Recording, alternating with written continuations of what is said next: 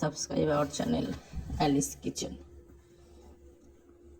প্রথমে আমরা বেগুন কুচি, আলু কুচি এবং টমেটোগুলো সব কুচি করে নিলাম এবং ফ্রিজ থেকে চিংড়ি মাছ বের করে নিয়ে সব একত্রে কড়াইয়ে দিয়ে রান্নায় উঠিয়ে দিলাম ইন্ডাকশনে। সব কিছু পেঁয়াজ মশলা সব দিয়ে একসাথে মিক্সচার করতে হবে।